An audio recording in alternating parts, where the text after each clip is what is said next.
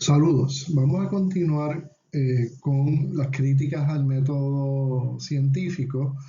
Ya hemos visto cuáles son las características del método científico. Hemos explicado diferentes técnicas de investigación social con las que recogemos datos empíricos que analizamos y convertimos en informes técnicos, artículos revisados por nuestros pares, publicaciones como libros.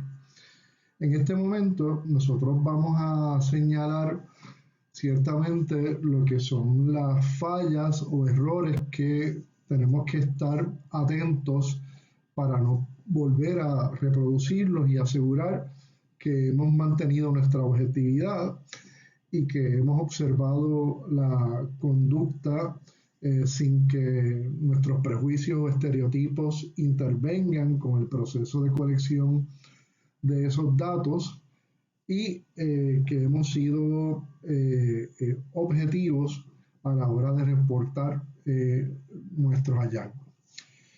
La crítica quizás más frecuente al método científico es que el método experimental tiende a simplificar la conducta humana. No toda conducta humana la podemos llevar a un laboratorio donde controlamos variables para ver cómo estas variables independientes afectan la variable dependiente, que es la conducta humana.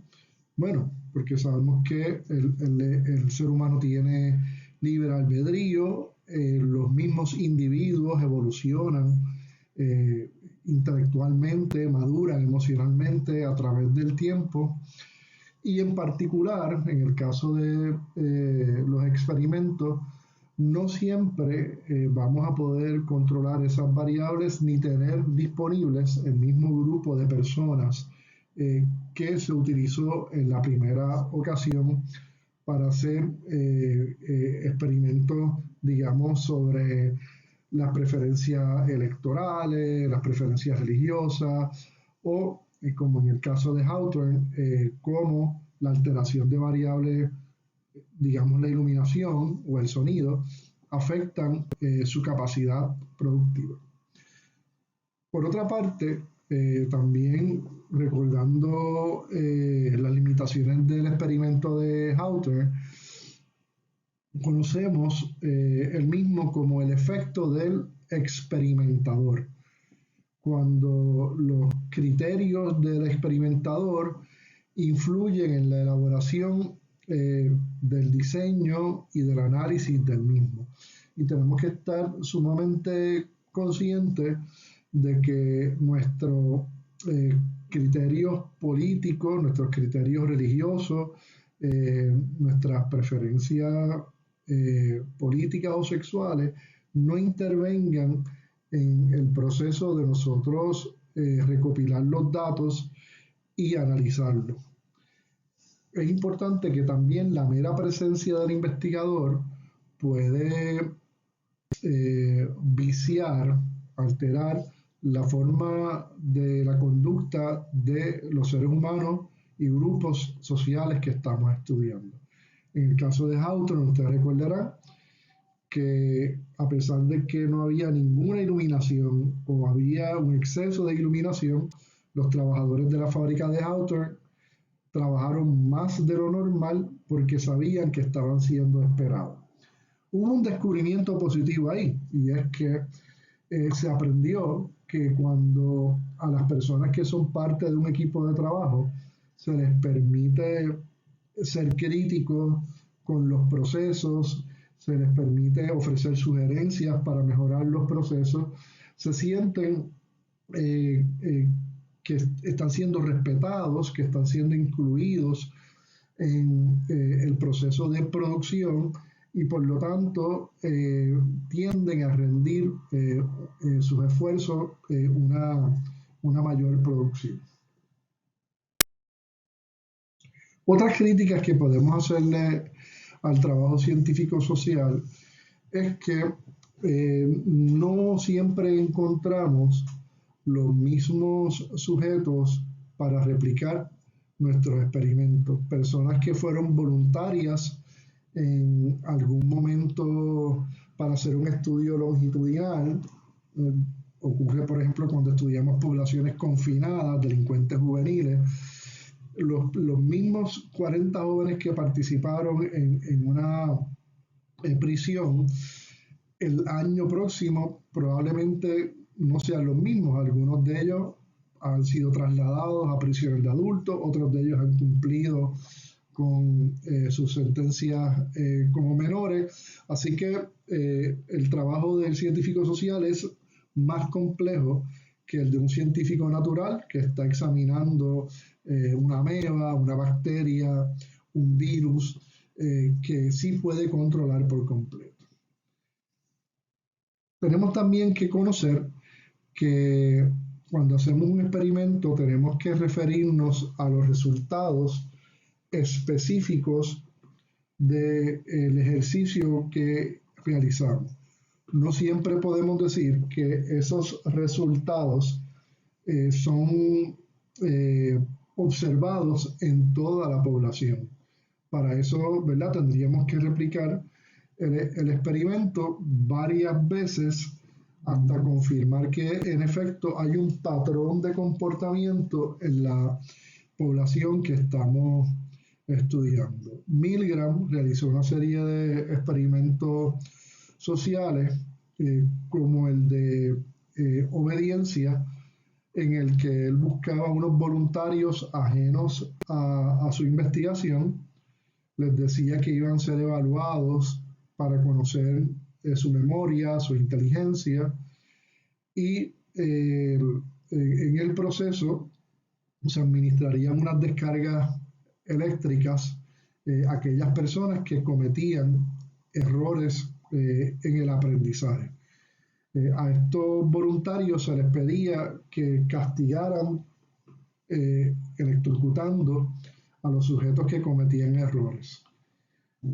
Una vez se hizo el experimento dentro de la universidad, otra vez se hizo en un hotel de mala reputación y se replicó en varias ocasiones, de tal forma que se sostuvo el patrón de comportamiento, que las personas cuando entienden que hay una autoridad superior, puede ser un estado, puede ser una universidad, que los autoriza a administrar un castigo, son capaces de aplicar ese castigo hasta su máxima expresión, incluso hacerle daño a las personas. Por otra parte, bien importante es que algunos experimentos no han respetado la dignidad de los seres humanos ni su integridad física. En el caso de experimentos científicos naturales, podemos ver el de la píldora para evitar embarazos, contraceptivas, que se utilizaron por el gobierno de Estados Unidos y las farmacéuticas en Puerto Rico en la década del 70, que eran 80 veces más fuertes y que producían más de 80 veces los efectos secundarios que hoy en día. Igual el uso del napalm, un químico probado en el yunque, que después se utilizó durante la guerra de Vietnam para diezmar el follaje, la vegetación en la selva vietnamita. Así que tenemos que ser muy cuidadosos con el tipo de experimento que realizamos, que no vaya a afectar ni la integridad física ni la dignidad de los seres humanos. Voy a tratar ahora dos fenómenos que la autora Berenice Tapia nos señala como críticos en el proceso de investigación social. Uno de ellos tiene que ver con el sexismo en las ciencias sociales y otro de ellos tiene que ver con el racismo en las ciencias sociales. No podemos olvidar que tanto las ciencias sociales clásicas como la sociología, la psicología, están influenciados por sus fundadores, en su mayoría europeos.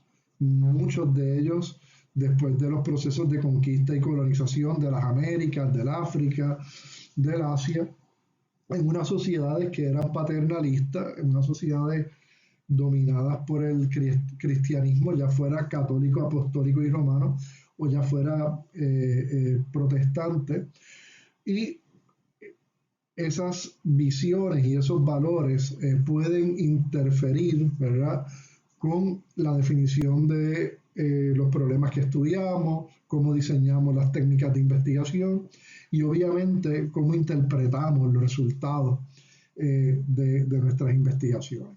El androcentrismo puede afectar nuestras investigaciones porque ubica la experiencia masculina como el eje de la vida humana, como el centro de toda actividad creativa, filosófica, artística, cultural, productiva, económica.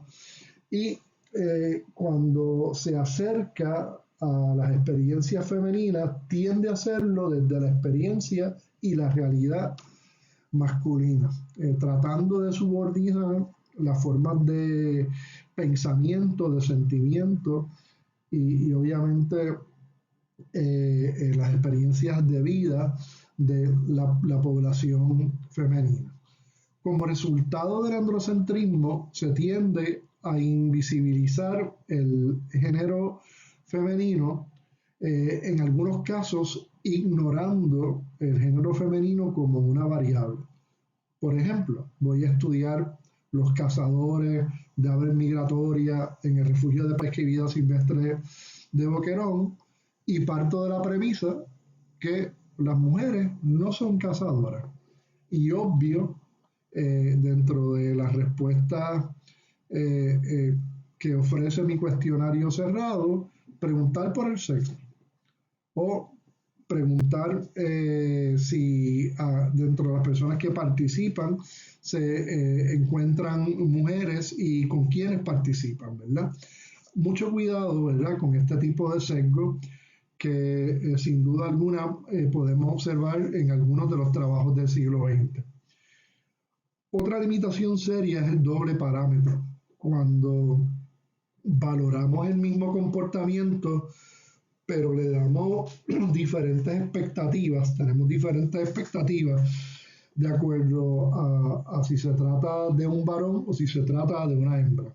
Podemos llamarlo la doble vara. Estamos haciendo un estudio sobre el aprovechamiento académico de los niños de la escuela elemental Luis Muñoz Marín del barrio El Maní de Mayagüez, y cuando vamos a las casas de estos estudiantes de escuela elemental para entrevistar a sus padres y tocamos la puerta y solamente sale el varón, le decimos a esa persona: ¿y cuándo está la madre para poder administrarle este cuestionario? Ahí estamos ejerciendo el doble parámetro. Partimos de la premisa que solamente las mujeres son las que estudian con los niños, con los menores de edad en la casa, y que no así lo hace el varón. Además de esto, podemos añadir los prejuicios que podemos tener en torno al comportamiento de los sujetos que estamos estudiando. Partir de la premisa, por ejemplo, que las mujeres no son violentas o que el hombre es más fuerte, de tal forma que creamos la imagen de una víctima y de un victimario, invisibilizando, por ejemplo, mujeres que son víctimas de violencia por parte de otras mujeres.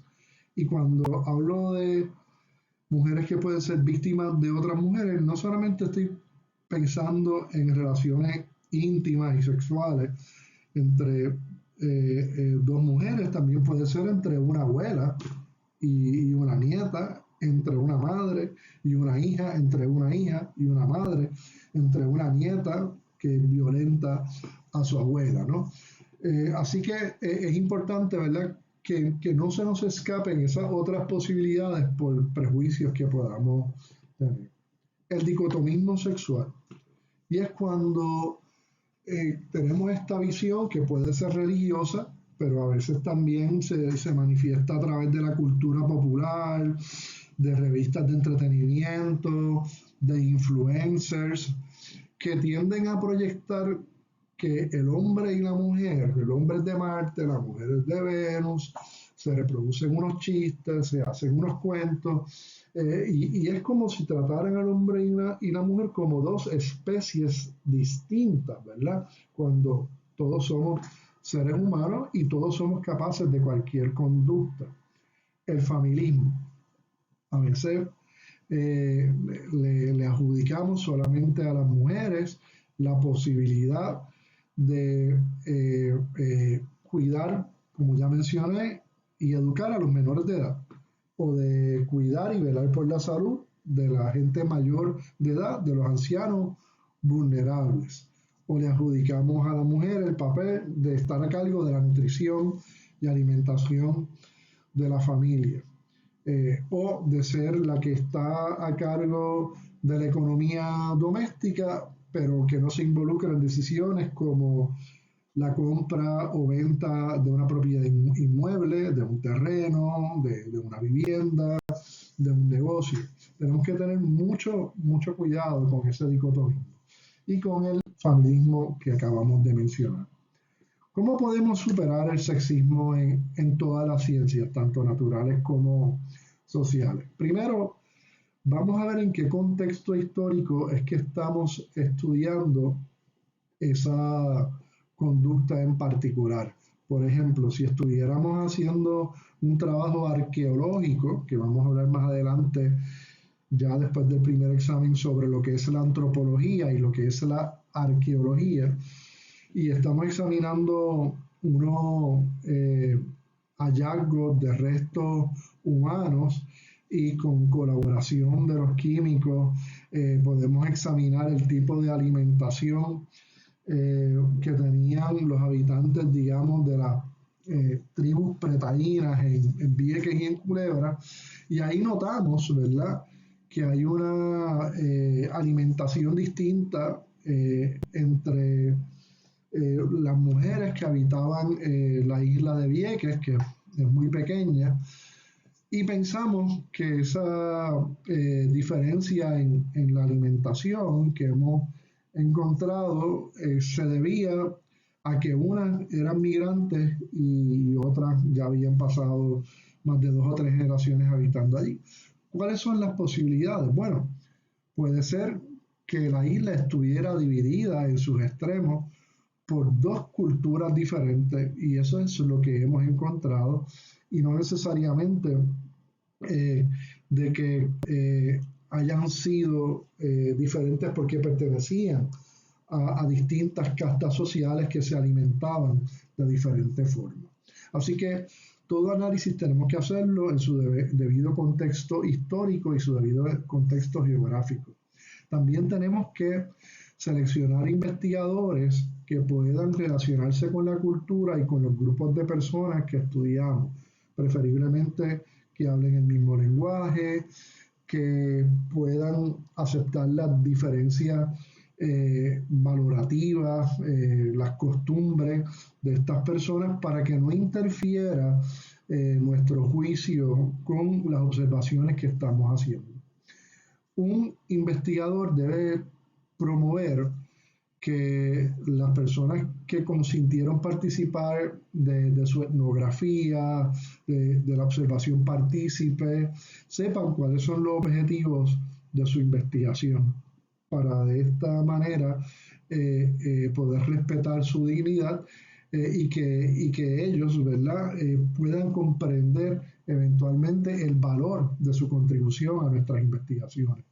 También es importante que cuando publiquemos los resultados de nuestras investigaciones, evitemos sensacionalismo para llamar la atención y también reportemos varianzas que no son significativas. Por ejemplo, una varianza que podríamos plantear es que en las clases pobres trabajadoras no hay gran diferencia entre la cantidad de hombres y mujeres que pasan del 8º grado e ingresan a la escuela superior y que más adelante tampoco hay grandes diferencias de estudiantes que vienen de la clase pobre trabajadora en graduarse de escuela superior e ingresar a alguna universidad pública o privada.